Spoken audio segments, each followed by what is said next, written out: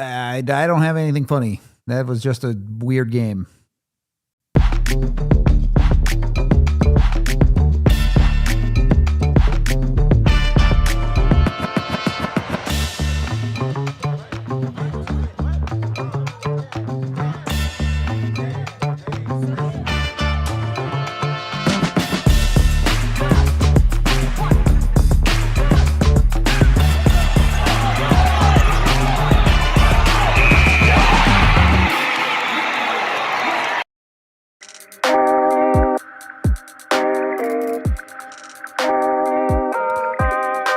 Welcome into the DNVR Avalanche Postgame Show, live from the Xfinity Studio and presented by Bet365. J-Mike and Rudo coming to you after the Avs lose 8-6. That is a hockey scoreline to the Vancouver Canucks. Very bad, no good, stinky hockey game, except for the short parts where it was fun. That was the weirdest game of the year. I hate April Fool's Day. It felt fitting, even down to the Fool's Gold comeback at the end. Let's just start the month on April 2nd. That's my takeaway from tonight. Sold. You have sold me on this take immediately. I am all the way in on it. It ended up being a game where I think there's a decent amount of stuff to talk about. I do think there are some real silver linings you can take from this game, but ultimately, the glaring issues in this hockey game for the Avalanche, they absolutely deserve to lose, and they did. So I think the result is fair enough. Even on the negative side, I think there are a lot of very obvious negatives that you don't have to dig too deep into in this game. But I also think there are some things that I do want to discuss and note down or even take a look at, whatever you want to say. We'll get into all of it. Before we do that, though, let's have the 60-second rundown. Another ridiculous one that I have to try and manage. Very early on, in fact, the first shot of the game that Mackenzie Blackwood faces goes in through his 5-hole. Not good. The Avs do respond quickly and get that back to 1-1 less than 90 seconds into the game, so maybe we should have expected a wild one from there. The Avs then turn off the car for the next 35 minutes or so. They give up a shorthanded goal 5 minutes into the game. They give up a power play goal another 5 minutes later. All of a sudden, it's a 3-1 hockey game. They do actually manage to make it 3-2 off of a nice tip play from Landeskog at the end of the first. And then the Avs just completely collapse, or should I say Mackenzie Blackwood completely collapses in the second period. Vancouver scores 3 times in a row to make it 6-2. Hilariously, the Avs do actually get the 4-goal comeback. Malinsky makes it 6-3 towards the end of the second period, and the Avs score 3 goals by the 14-minute mark of the third. Kelly, Burns, and Malinsky again to tie it 6-6, only to 30 seconds later give up the game-winning goal. So yeah, hockey's dumb. I'm shocked you got that one in. Tip of the cap, my man. Well, you get to speed run a lot of things when the Avs mustered a grand total of 13 shots on goal in the first 40 minutes of this game. I don't even think this is necessarily the main crucial issue the Avs had in this game. But look, this is exactly the game I was worried about that the Colorado Avalanche were going to play the first 2 periods of it's a weak team. We're not going to put the effort in. We don't really care because it's that point of the season. And that's how you end up down 6-2. Like Colorado just seemed uninterested in doing the details and playing hockey the right way for far too much of this game. They just didn't come out with the right mindset. And you're sitting there, no shots in the first 7 minutes of the second period after you had somehow clawed within 1 late in the first, despite a really stinky period. Just a really annoying effort. Like in the big picture, obviously nothing changes with the conversation. The Avalanche are still the favorites. They're still in great position. Human nature coming off of the blowout win over Calgary, probably not shocking that you had a letdown performance, but what I just can't get over is how bad this Vancouver team is, and to play as flat as the Avs did for so many stretches in this game. It's just unacceptable. Like you play a C- game, even a D effort, you should win this game. And for a lot of it's an F. You can probably give them a D if you want to for scoring 4 unanswered and at least making it a comeback, but effort is the bare minimum. These are professional hockey players. Yeah. Losing is one thing. To be as sloppy and lethargic and seemingly just uncompetitive as they were for at least half of this game, if not longer, I understand the frustration and the boos and the fans, because if you paid to go to that hockey game, you're pretty pissed about how most of that night went. Totally justifiable. Fans should be upset if they paid for that hockey game. I'm upset that I had to watch a good portion of that hockey game. It's just, I struggle to even give Avs credit for the comeback because it's the Vancouver Canucks. Like, they're awful. Exactly. You scored 6 goals on them that you should have just played that way from the start of the game, and you win this game 6-3 or something. Like, the effort was not there from your skaters to get the job done. And, you know, that 7th goal going in the way it does, maybe karma is real, because that's the way it goes. Vancouver deserved to win, without a doubt. I sure, you rally and you make it a game late, but that's almost more frustrating because it shows what you should be doing against that team, and you scored 4 times on the 17 shots in the third, plus the 1 shot late in the second, versus what you did for basically the entirety of the second and part of the first. It's just, it's annoying to see them that, I don't know, uninterested in showing any fight whatsoever. It's not shocking, like you said, given the opponent, given how you put it on Calgary the other night. But this one is just kind of the perfect example of sometimes you can't procrastinate and pull it out. Sometimes you're able to, and you know, I did that as a student every now and then, but this was one of those where you deserve to fail the test, and you did. Chat blaming the jerseys, understandable. Like, actually a pretty typical game in these jerseys for the Avs. Even the ones that aren't ugly, frustrating losses, they seem to immediately fall behind in games in these jerseys and then have to try and claw and scrap their way back into games. They do have to wear them once more against Vegas on the 11th. So prep yourself for that one, I guess. I don't know what else to tell you. Maybe they'll get lost in transit, or there'll be a malfunction in the washroom or something like that. Can we accidentally dry them a little too much and shrink them up so they can't wear them? Like, I don't know if it's just bad sports karma. Obviously, the jerseys don't actually impact anything happening on the ice, but there is a small part of me that felt wrong about wearing the Nordiques unis from the beginning, going with a straight throwback instead of incorporating the logo or the history like you did with the reverse retro a couple years ago. I don't know. I don't love the sports karma of it all. So if it leads to no more Nordiques jerseys in the future, maybe I can live with that in the end. Well, as we said on the watch along, at least they don't wear them in the playoffs, so you don't have to worry about that side of things. You're good on that front. I don't think we need to avoid it any longer. Unfortunately, this game falls squarely on Mackenzie Blackwood. Just simply not good enough at all from him against the worst team in the NHL. And sure, there are plenty of problems in front of him in this game, but that first goal cannot go in on an NHL goaltender. Second and third one, okay, it's 2-on-1s. There are high danger chances. There are other issues there. Even then on those goals, he looked rough with his pushes across. He did not look like he was in it tonight. And then he gives up the fourth one. And it's not as bad as the first one, but another goal that beats you 5-hole. Your goalie has to make a save at some point. He certainly did not get the benefit of much help in front of him.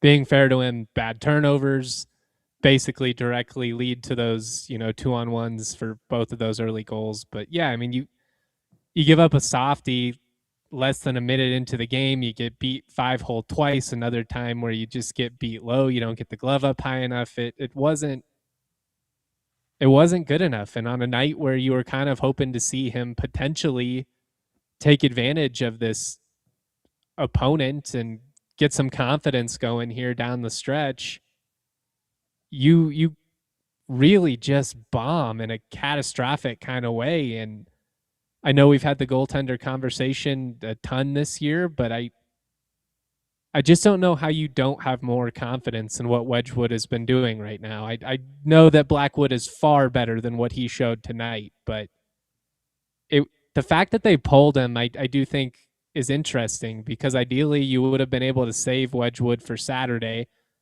I think it was pretty clear from the get-go that Blackwood didn't have it, and he's kind of that way. We've talked about that before. You can usually tell on the first 2-3 shots if it's going to be a Banner Blackwood night or not.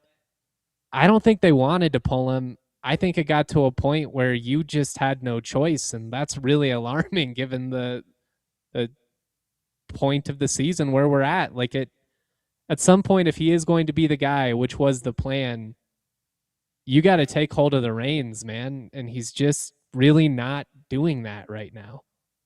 Yeah, I mean, there are two conversations I want to get into there. Number one, on the Blackwood thing, and I know people do not want to hear this, especially from me, since I'm on the side of Blackwood, and I've already had this argument a couple times on the watch along too.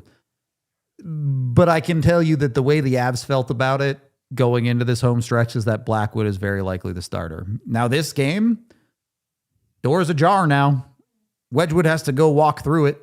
Wedgwood has to play well this last stretch, and if Blackwood has another couple of bad games, then I think we probably are talking about Wedgwood potentially being the starter. But I also think that there's a lot of what have you done for me lately conversation, and Mackenzie Blackwood, arguably his worst game of the year, happening right now is a very easy thing to latch onto and say, oh, they shouldn't start him.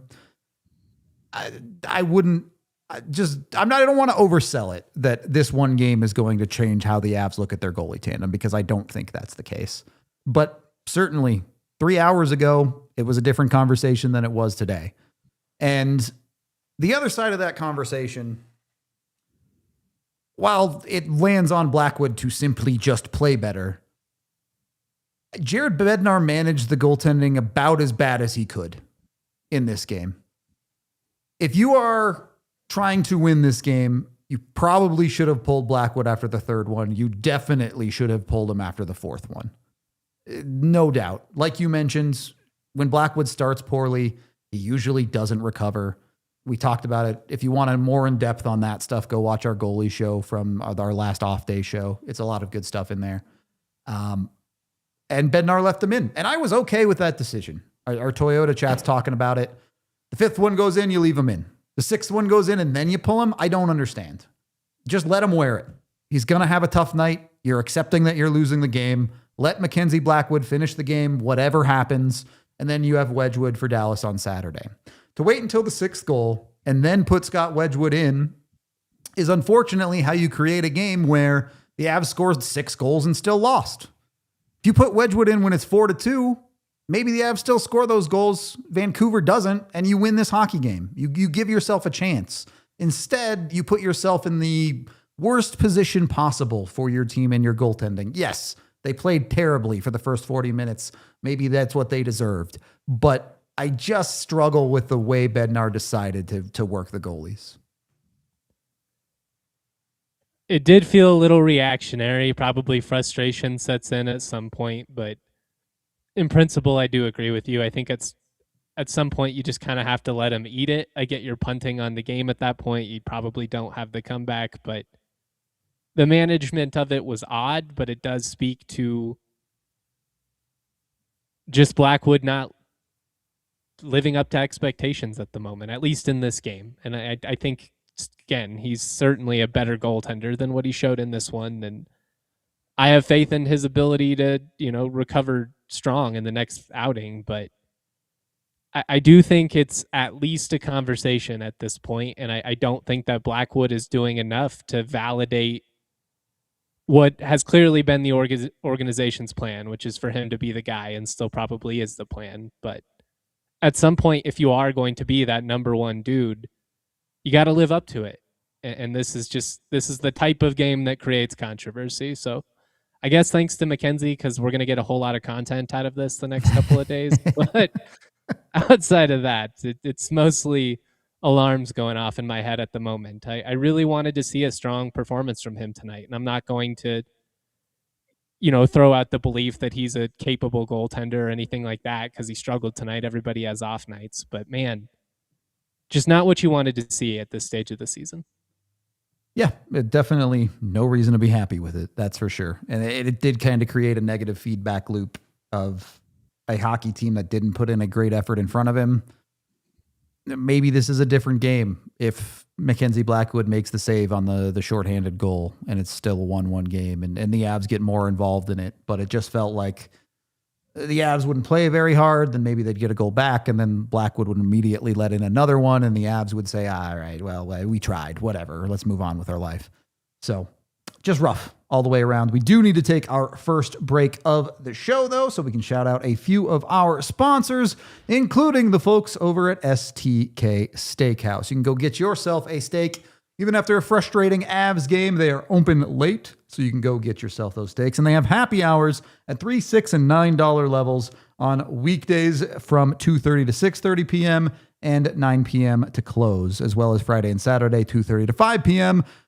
Plus, you can get a 3-course meal for steak night. It comes with a glass of wine, and it's only $69 per person, so it's a great deal. They even have seasonal menus with rotating items to choose from, so there's always new stuff to try. And they're open on all holidays, so even if it's a holiday and you don't want to cook or you're looking for somewhere to go, STK is the place. It's dinner with a vibe. Denver has a DJ every night with STK, and they even do private dining spaces for corporate events or social celebrations. So go get with them, go hit them up, and eat a steak that was as juicy as the Avalanche were for Vancouver today, I guess. Make a reservation and learn more today at stksteakhouse.com and get your steak. Go and eat your feelings with a nice juicy steak and throw on some shades so nobody has to see you crying in the booth. You know that moment you realize you left your favorite sunglasses at the beach or on the roof of the car or in the booth while you were crying after the Avalanche game. Typically, that's devastating. You lost your shades. You feel lost without them. Our friends at Shady Rays, they come to the rescue. Every single pair of shades is backed by lost and broken replacements. No questions asked. They're just here to have your back. Shady Rays has changed the game. These sunglasses are made for real life. They're seriously good looking, polarized, durable, and not stupidly expensive. Again, here's the wild part. You lose them, you break them, whatever. Shady Rays will send you a brand new pair, no guilt trip, just replacements. I wear my Shady Rays everywhere. I travel with them when I'm on the go. I rock them in the pool. I wear them when I'm playing with the dog. You cannot go wrong. Go to shadyrays.com. Use that code DNVRSR for 40% off 2+ pairs of polarized sunglasses. Again, use that code DNVRSR for 40% off 2 pairs of polarized sunglasses. Second period of the DNVR Avalanche podcast. In the chat, Markham saying, honestly, this loss is not a big deal. Yes, in the big picture, I don't think this loss means anything. Like, I do take that context under consideration. Doesn't make the way the Avs played the first 40 minutes of this game any better, though. Doesn't feel any better to have sat through that and watched that frustrating hockey for the entire time. I don't think it's that complicated, though. Your goaltender has to play better. I think you could have made some better coaching decisions if you're Jared Bednar too, but ultimately the vast majority of your team didn't show up for the first 40 minutes from top to bottom. The shorthanded goal that gives Vancouver the lead again in the first period is created because Nathan MacKinnon just gives up on the play. And I went back and forth with MacKinnon today. At times he was really working hard and doing a lot of good stuff, and at other times he was just coasting. You need a complete effort from your top guys. And am I going to punish that guy for a game with 9 games left and you pretty much have your seating wrapped up and it doesn't matter that much? No, I'm not going to be that mad about it. But you also have to understand you can't do that in the playoffs. And I think the Avs understand that. I'm not worried about a performance that looks like this in the playoffs. The Avs are a better team than that. They're more experienced than that. That won't happen. But it's still frustrating. Yeah, in the big picture, in the grand scheme of things, this game changes nothing about your belief of what this Avs team can be. I just think it's especially frustrating that we had the caveat of this team probably isn't going to give an effort tonight and doesn't need to, but you were so far from what the acceptable standard is that you give up 8 goals and a shorty to the worst PK in the league. Like, it's embarrassing to have this type of effort at home. And tomorrow you can forget about it, move on with your life, start fixating on Dallas and this weekend. And we probably won't think about this game that frequently down the stretch, but man, it's just the kind of game that leaves a bad taste in your mouth as a fan. Yeah. It was not fun until it was fun for a little bit, and then it wasn't fun again. Got like 5 minutes of fun. Yeah. And I do want to acknowledge some of the positives as well, as Chad is starting to already. Sam Malinski. I actually thought he was pretty bad through the first half of this game. And look, they said throw him on the top pair, sink or swim, with Cale Makar out of the lineup. Unfortunately, did some sinking to start. The power play had plenty of other issues, but I don't think it's coincidence that Malinski's on it and it looks worse, which, like, duh, he's not Cale Makar. Let's be fair. But then I think he responded well. He was one of the guys that finally, later in the game than you would like, but helped get the Avs going, helped getting pucks to net, actually finished very well tonight. You got to give him a little bit of credit for battling through what started as a tough night for him and actually made some hay when he could. Yeah, without a doubt. I mean, he's got that offensive ability, so great to see him get on the board a couple times, and you're going to need more of that. But yeah, I'm with you. Felt a little lost at times defensively. The cohesion just wasn't quite there, but also, completely redeems himself down the stretch. So small silver lining, you can build off of. There's a couple of those, right? Like Parker Kelly scores again. Like you get some nice moments from some guys across the board. McKinnon technically scores early in this one, created some good opportunities for others. Set up Landy once really nice, set up Nelson a couple of times. There were opportunities, but to get where the Avs need to go, they're going to need some of these guys to pick up some slack. And if you can separate 40 minutes of this game, I think the positive you can build off of moving forward is you did get some offensive production out of your D-men tonight. Burns finds a way to score. Malinski gets on the board. You're going to need that. You've just got to stop shooting yourself in the foot the way the Avs did everywhere else. Right. There's a very different world where the Avs get a save or two in this game, and we're talking about, hey, their defense is the reason they won because they produced this offense for them and they were able to overcome whatever issues they were facing. Obviously, that's not the world we live in. You didn't get the saves, and you had defensive issues along the way too. Far, far too many odd man rushes given up by the Avalanche in this game because of poor puck management or, frankly, laziness at times in this game. So I don't want to oversell the good side of it, but you mentioned Malinski and Burns. Manson also picked up an assist, and Devontae's had 2 assists. Really solid performances from the Avs defense across the board as far as the offense is concerned. They were kind of the guys driving the bus, getting things going, and actually making this a competitive hockey game for the Avs in the third period. But again, everything overshadowed by the fact that why didn't you do that in the first? Why didn't you start the game on time? If you played like that from the beginning, you win this hockey game. Full stop.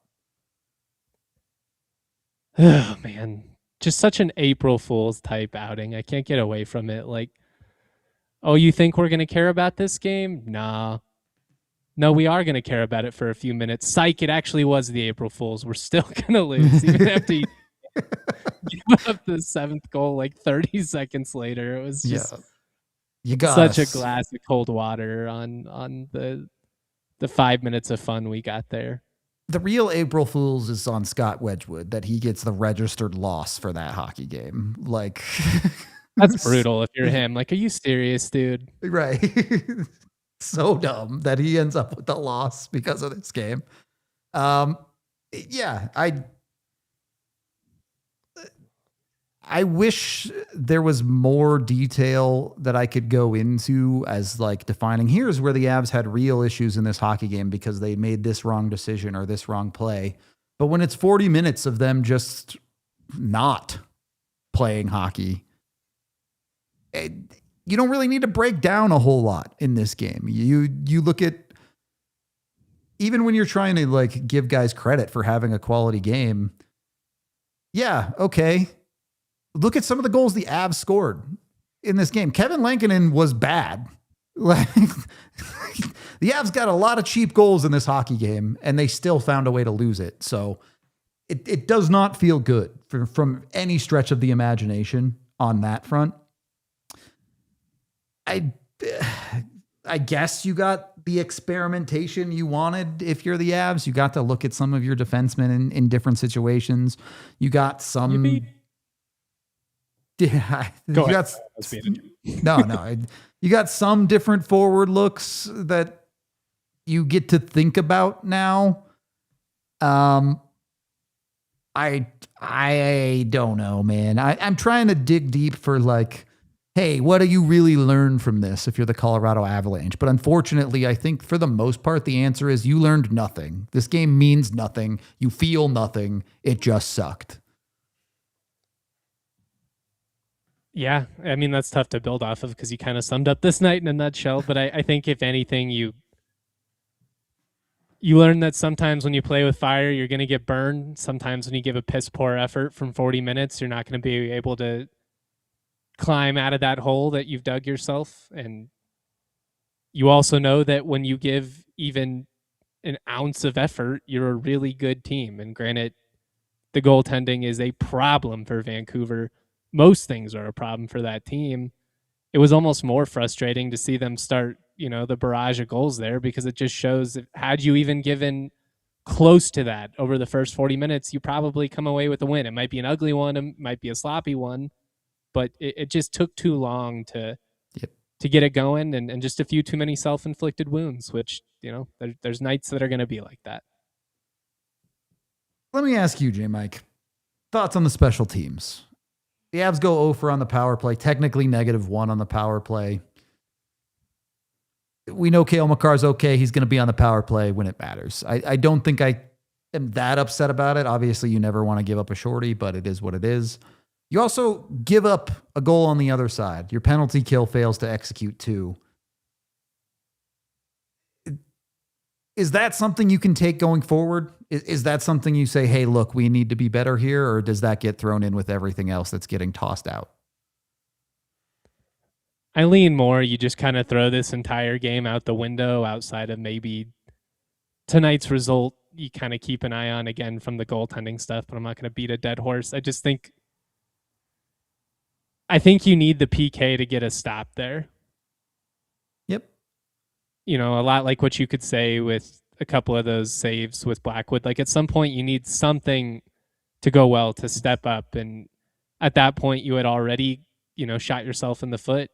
You had an opportunity. If you get a big PK there, maybe you generate some momentum. It's a lot of woulda, coulda, shoulda with all of this. But I think that would be my takeaway more than like being worried about the power play being broken again or something. I still think it's trending the right direction.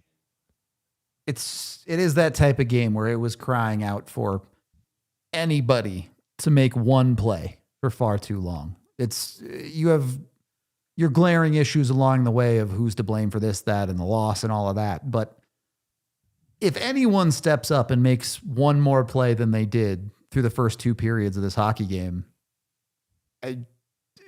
the game was just so winnable. Even if the Avs weren't playing their best game, it was such a winnable game that the Avs just kind of let slip through their fingers. And again, in a different situation, if the playoff race was tighter, this game mattered more. I really don't think we would see the Avs come out and play the way they did in this one.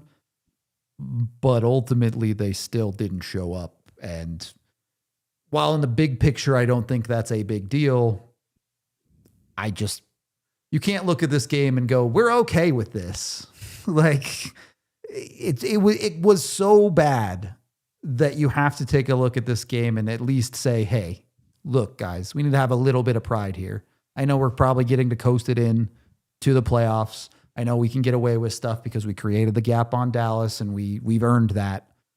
But you gave up 8 goals to the Vancouver Canucks, man.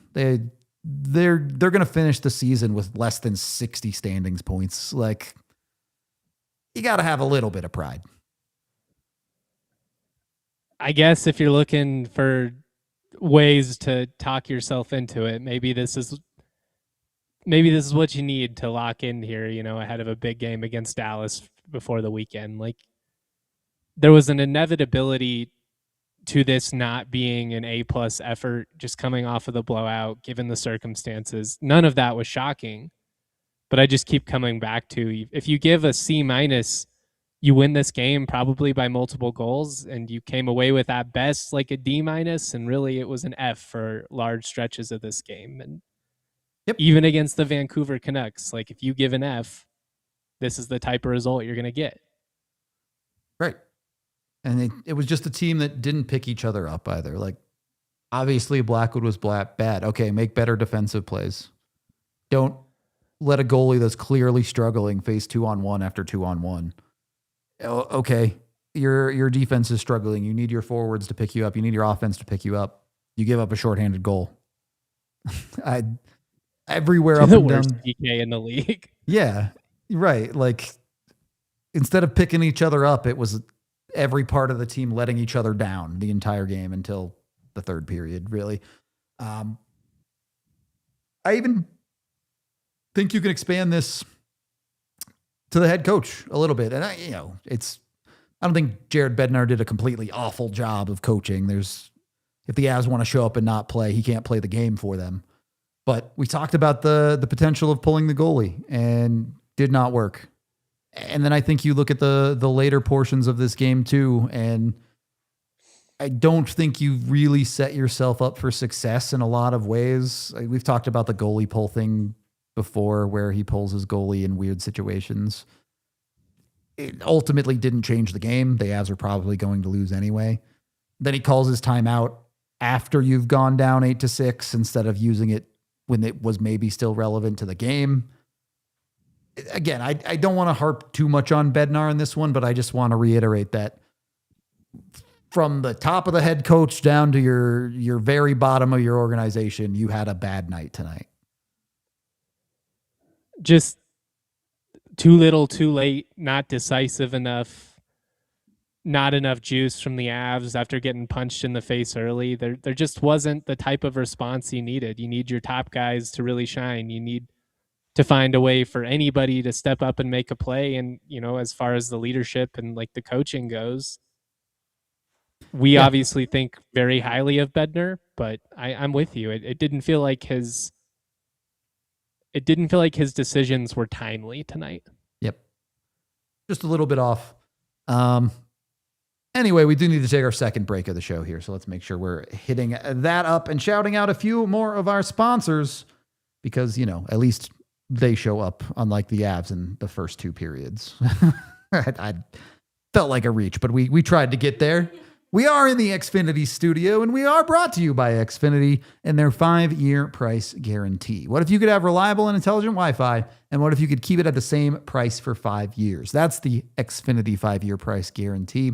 Imagine Wi-Fi that makes everything in your home work together, finds and fixes problems before you even notice them, like a super intelligent Wi-Fi with a sixth sense, and it lets you stream the game even when the whole family is online. It's all your devices working in perfect harmony for 5 whole years. And the best part? No annual contracts, no hidden fees, and Xfinity's best equipment included.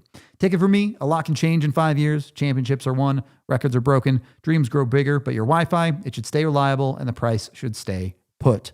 Lock in your price, and unlock the possibilities with Xfinity. You can learn more at Xfinity.com. Of course, select plans only. Restrictions do apply. Xfinity, imagine that.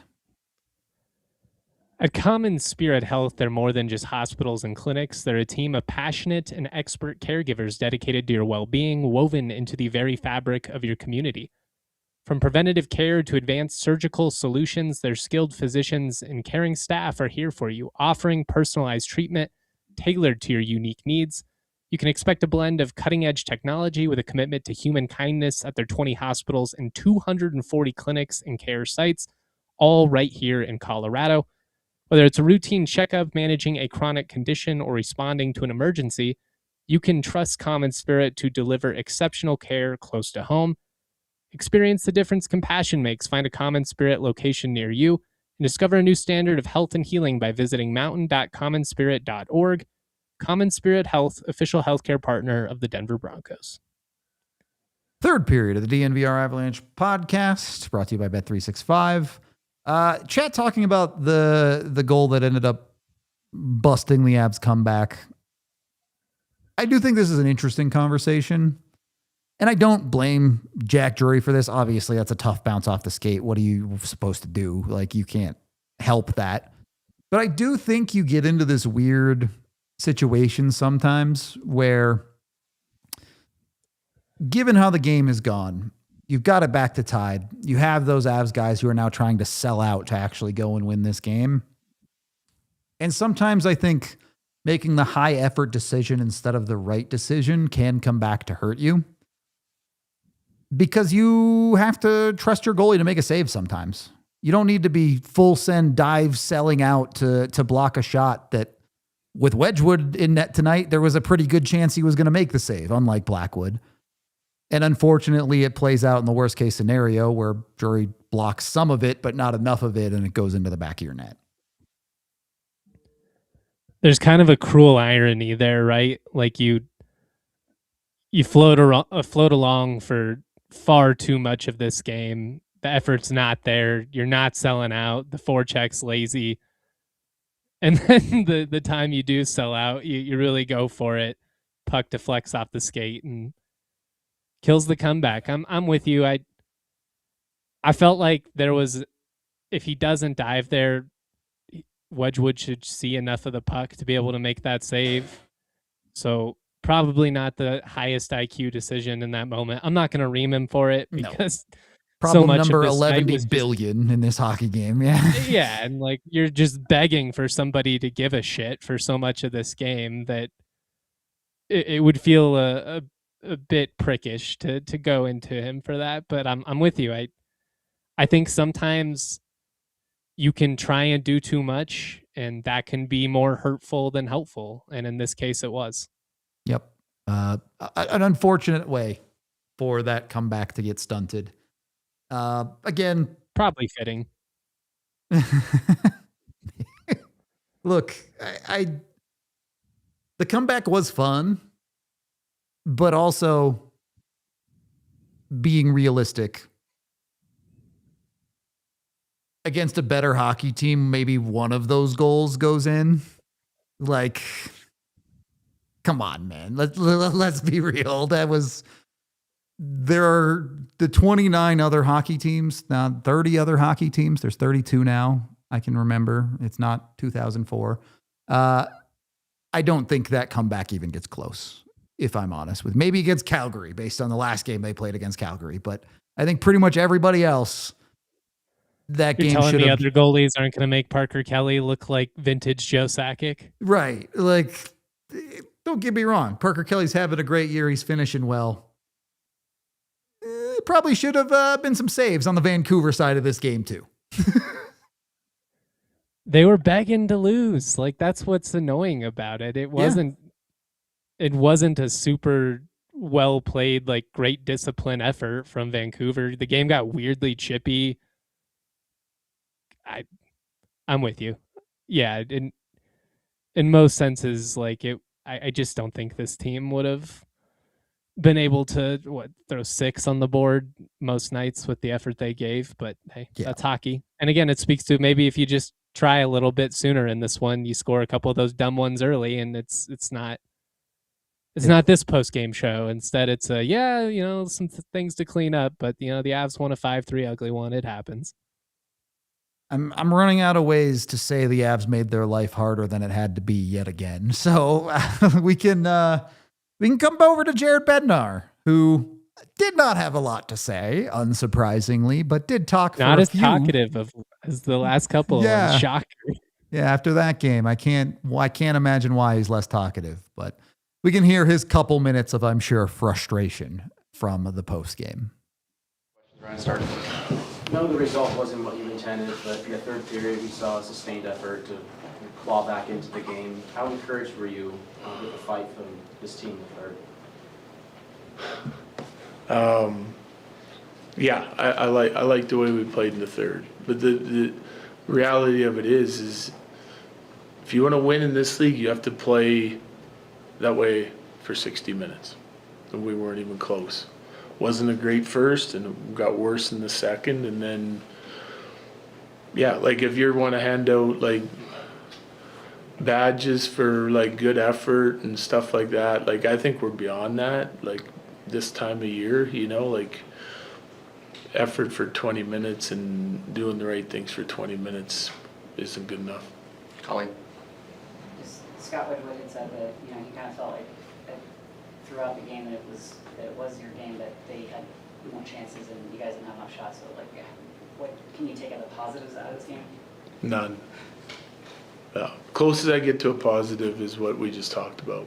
But that's, again, we're past that. We're past that. If this was start of the season, we're making all sorts of mistakes and we came out, we'd show the bad and build on what we did in the third period. It's like trying to set a standard of play and the way you need to play in exhibition with a bunch of kids, but not now. Eric?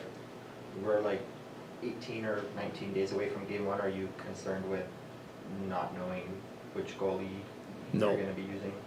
No. Yeah. No. Go ahead. What went wrong in the first two periods? It's too long a list. Evan? Blackwood gets pulled. There was a lot of high-end chances. How much do you put on him, and how much is on what was happening in front of him? He's 1 of 20. That's all I can say. 1 of 20 guys. It wasn't good enough. Pat Graham? Can you attribute anything to the defensive pairings and just try to get the counts there? No. There's no listen, there's no excuse. I think if we're making excuses for that performance, it's gonna be a short run. Jesse? I know you said the list is too long. One of the things Brock called out was just too long to respond. Is that on your list of things that just didn't go right? Yeah, for sure. Okay, thank you guys. Thanks. How Jared Bednar is extremely upset. That's as short as I've seen him be all year. He usually, even in losses, will give you real answers to questions you ask him. He gave one answer at the start, and then it was 2 3-word answers the rest of the way. To be fair, I can sympathize because we're trying to stretch 60 minutes of analysis into this night. And you, as you alluded to in the beginning, you can sum up the story of this one pretty quickly. It wasn't good enough across the board. Goaltending, defense, neutral zone play, special teams execution, offensive execution at times in the sense of you just weren't creating shots. It was a disaster. I love that Bedsy was kind of stern there, though. Obviously feel for my fellow reporters, because I've been in that position where you're just desperately trying to get a quote for your story or whatever. But I kind of like that was let's keep it short and sweet. This was unacceptable, and I love that he's adding that we're not handing out participation trophies here. Yeah, I think it's a valid conversation from Bednar too. You can like what they did in the third period. You can also say, hey, this guy, that guy, all 20 players, not good enough on a night like tonight. And really, I think the important conversation here is no excuses. The Avs understand a game like this is bad. Not just, they played bad, is the type of game that you cannot play more than maybe twice a season. Teams take nights off all the time, but you can't have every facet of your game fall apart like this. And, he alluded to if they play like this in the playoffs, it's not going to be a very long run. But I don't think I'm being overly optimistic to say the context of this game, and I'm not making an excuse. They should not have played this poorly as it is. But when you compare this context to a playoff game, the Avs aren't going to have trouble getting themselves in the mindset to get up for a game and play the right way when it actually means more. I think they've proven time and time again this season that when the lights are bright, the Avs are up for it. Playing devil's advocate, leaning into the frustration, and I'm not trying to be poopy pants as we stretch for positives here, but I think at the same time, you were willing to be, I don't know, like flexible, or like you were willing to take a not a effort tonight given the circumstance. Yeah. The Avs coming out with lack of juice is not a surprise. The Avs coming out with literally none is the disappointing part. Yeah, it was just so weird to see them just across the board struggling in every element of the game. And I guess that's going to happen if you don't, bring the right approach. Unfortunately, what the Avs had to sit through in this game was not bringing the right approach to this one. Again, I don't think this game changes anything big picture. It's a game that you played horribly. You know it. You know you have to be better and you move on. So if you want to look for things that you feel better about beyond what we talked about, look, Scott Wedgwood looks solid. The only goal that beat him tonight is a deflection off of his own player. Great. Good step in the right direction there. Your forward core, when they decided to care, produced goals seemingly at will. Good. Even if it is against a weak Vancouver team. They showed they can do it. In some ways, that makes you even madder that they didn't do it for the rest of the game. But it's not like, oh, the Avs have lost everything. It's still very clearly in there when they want it to be. And there was maybe a lack of want tonight on this. And you still scored 6 times and you tried for like a total of 15 minutes in this game. Right. We do have the courtesy call coming in live from Ball Arena on the Xfinity mobile call-in line. Bailey Curtis, thank you for joining us. A hockey game of all time. Is that the best description for this one?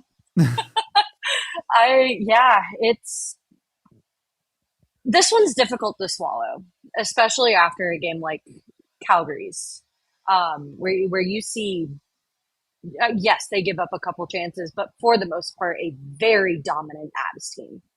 And then this is what the product you get on the ice. It's tough to swallow. And Jared Bednar very blunt during his presser, saying there are good things that happen during this game. Only positive thing you really had to say was about the third period where that pushback starts to happen a little bit. You see a little bit of life come through. But despite some of your good performances from maybe a couple of your defensemen, a couple of your forwards, you can't make excuses like that. And if you do, it's not going to be a long run in the playoffs. It's simple as that. And there's, I guess, a duality here to it for me as well. You look at a team that has already clinched the playoffs. And yes, maybe there's a conversation of you want to be at the top of the division. You want to be at the top of the league. You want to clinch that home ice advantage. But you're also missing your best defenseman, and you're waiting for news on Martin Necas for a little bit of time there. And how much of that is it just coasting? Is it just, we deserve to give ourselves a break after a game like the last one? And so you could go back and forth on this one. Regardless of the mindset, it's not a game Bednar was very happy with. I can't imagine the locker room loved it either. We saw McKinnon smash the sticks as the game ended and he went down the tunnel. Accountability, I assume, in the locker room. Yeah, it was one of the first things Sam Malinsky talked about when we talked with him was obviously they're talking in the locker room between periods. They're talking on the bench, and we started to ask him what those conversations looked like between the second and third period, because you look at the first 2 periods and you're not getting much of a good product on the ice. In that third period, there was a huge jump, and you see that push back. come in from the team, and there wasn't a whole lot said in the locker room, according to Sam Malinsky, between the periods, and just saying, we know we have to be better. And that's the product you got. They're kind of in a take accountability type mindset as well. But they did like the pushback back they provided, and there's a little bit to be proud of when it comes to Sam Malinsky and the surge that he's taking forward. Scott Wedgwood had a lot of great things to say about the push that he's been making and the strides he's been taking, the way he's stepped up tonight in lieu of Cale Makar being absent. So regardless of Coach Bednar's mindset, like there's a couple of good things that the players had their chins up fairly high, at least the two that we talked to in the locker room tonight. Yes, of course they're upset. The game was within reach, but I don't know. It just seemed like there was maybe a little more positive, especially in that third period, that they were kind of taking away from it. We've already kind of touched on how there was an inevitability to maybe a letdown type performance, just given you have some slack in the standings. You're coming off of a game where you thumped Calgary, but you also have the element of kind of overlooking this matchup potentially with Dallas right around the corner. I'm curious, did any of I know you only got to talk to two players tonight, but did either of them talk about the mindset at all, just in terms of maybe they weren't locked in enough, or maybe they were overlooking a little bit? I'm not sure they'd go on the record and say that, but it is kind of what comes to mind with the effort we saw on this one. Yeah, there wasn't a whole lot of it. As far as, again, just taking accountability and saying we know we have to be better. I really did like what Scott Wedgwood had to say. He only let in one goal. He was phenomenal tonight since stepping into the crease. Despite how fans may feel, I know a lot of that locker room, and including Jared Bednar, is very confident that there's no concern over the goaltending conversation at the current moment. But hearing Scott Wedgwood break down situations in front of him, that man is meant for a microphone. I swear to God. He's incredible with the media, and it said there's nothing really you can do about a goal like that kind of changes the trajectory of things a little bit. Said that Jack Drury's doing his job, and that's really the only highlight that I can give to answer that question, is that you have guys that are at least trying to make that push. There was really no I don't want to call it accountability, but there was really nothing said as far as the first two periods, other than they just were not good enough. Bednar called the situation in the first two periods too long a laundry list, or something along those lines, to break down for the group. But anybody who watched those games, that game, knows that there's maybe 2-3 good players on the ice. Otherwise, it's just kind of a wash.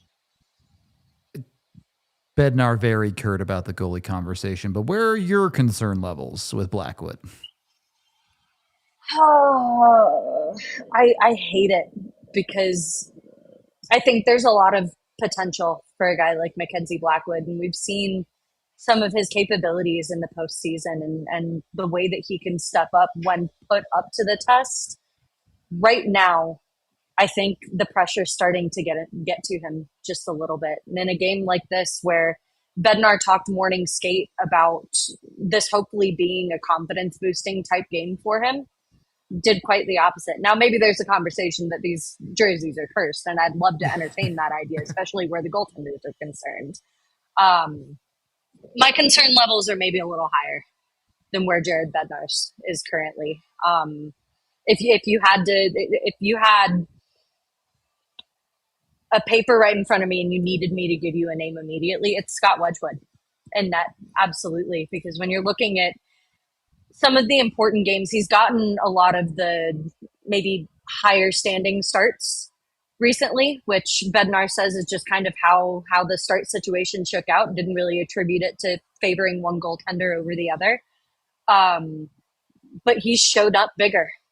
and shown up brighter for his team when it has mattered the most. And this ideally maybe isn't a game that the Avs are too worried about tonight, given that the team on the other side of the ice is already eliminated. But there is the conversation of, oh, we're trying to clinch home ice. This is maybe a conversation that's a little important to us, and this is a big game where Mackenzie Blackwood needs to get a win, and it doesn't happen. I put that under the microscope a little bit in looking at some of the performance, more of the high-end performances that Scott Wedgwood has put on, and said he's shown up. He's done everything that we have asked of him. And I don't know. Again, go back and forth, because you look at the product in front of Mackenzie Blackwood tonight. You have a great pairing in Sam Walensky and Devon Toews. And beyond that, not all of those goals are on him, but you expect the big save from time to time, and that just wasn't provided. Yeah. No goal is ever created by one mistake, right? Multiple things have to go wrong for any goal to end up in the back of the net. And what I really appreciated from Jerry Bednar too, and just sorry to cut you off, but in talking about this goaltending situation, he was blunt in that too, saying he's one of 20 guys. Yep. Like, it's simple as that. To attest to your statement. Like, it's not just on him.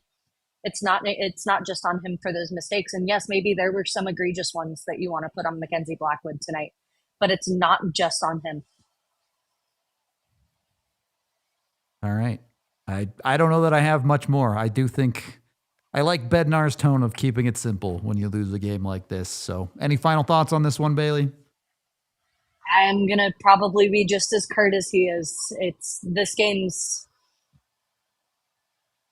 not a super important one for me at the end of the day. It's a game you'd like to see your group win, but there's a lot of factors that go into this one. You've got a 2-day break coming up. Use it and get right for Dallas on Saturday. There you go. Hopefully the Dallas game looks a lot better. I expect it might. But we have to watch and see. So, Bailey, thank you for calling in. Make sure you're following Bailey on Twitter. Bailey Curtis with 2 Ys. And Bailey, bunch of good updates all game long from her and every day. Of course, that was on the Xfinity Mobile call-in line for the courtesy call.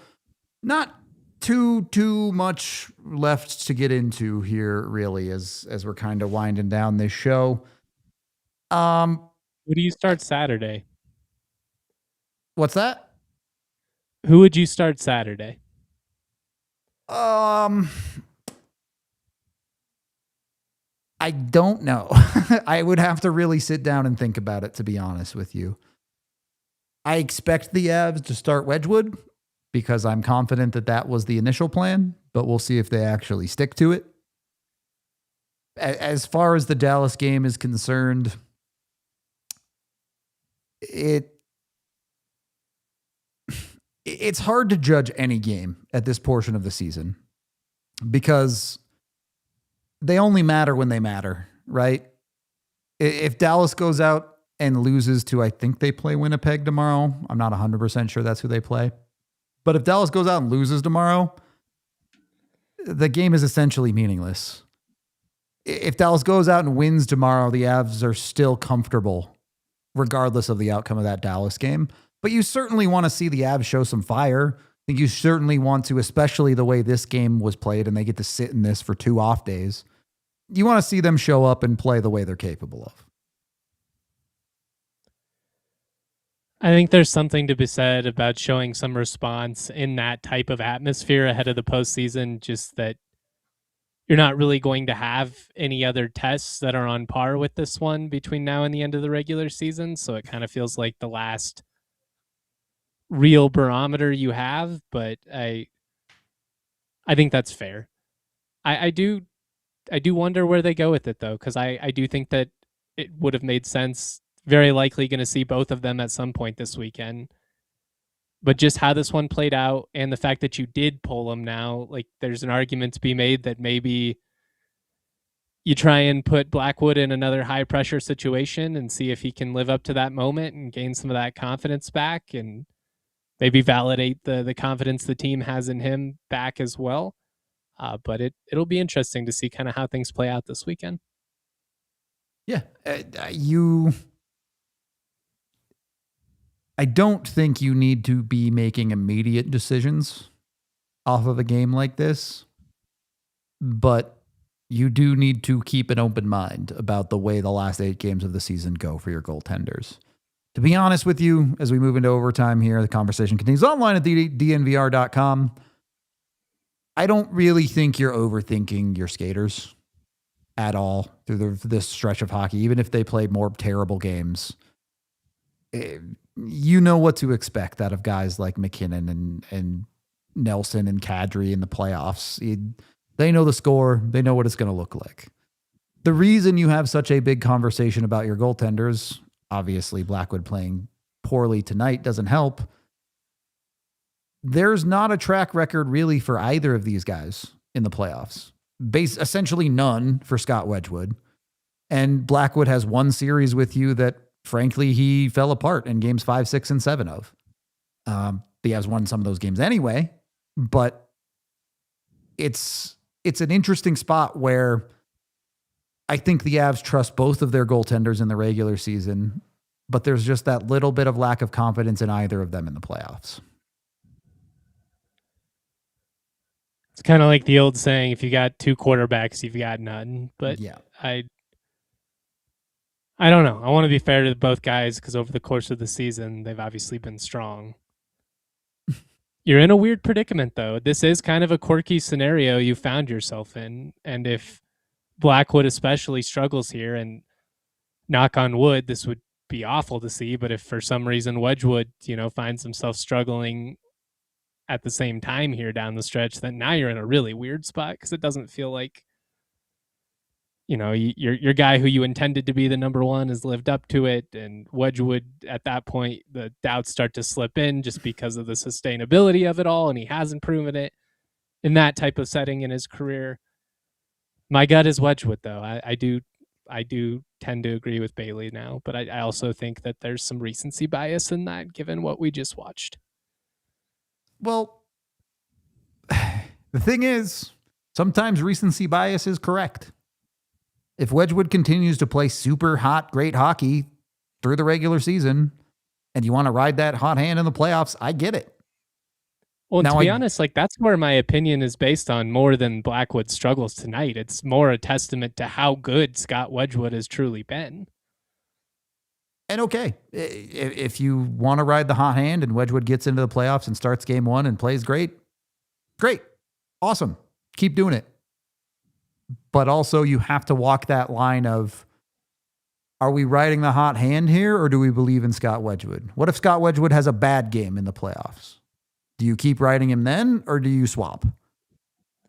And if I could tell you the correct answer, I'd be a goalie coach in the NHL, but I'm not. So Well, the tough part is you kind of feel the same way about Blackwood at the moment, though, Absolutely. right? Like if he comes out and we see this type of showing in game 1, you put Wedgwood in, he performs well. Is it just Wedgwood's net at that point? Like it's a lot of layers. It is. And maybe we can all just say that those jerseys are cursed, especially for goalies, and move on with our life. Maybe that's the play. We are going to get out of here for this one. 2 off days for the Avs, 2 off days for us as well. We will be back Saturday for that Dallas game, so come join us there. But in the meantime, you can check out my review, which this one probably won't be up until tomorrow because that was a lot of goals.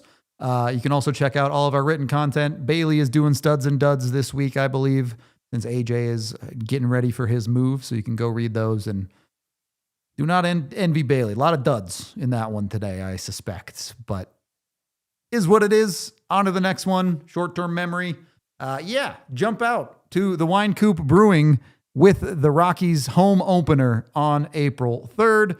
There's no Avs game, so no excuses. If you want to come drink and talk about the Avs' stupid goalie situation, that's a great place to do it, since some of us will be down there as well. We hope to see you there. That's going to do it, though. We appreciate all of you. This has been the DNVR Avalanche podcast presented by Bet365. We all silly like the mayor.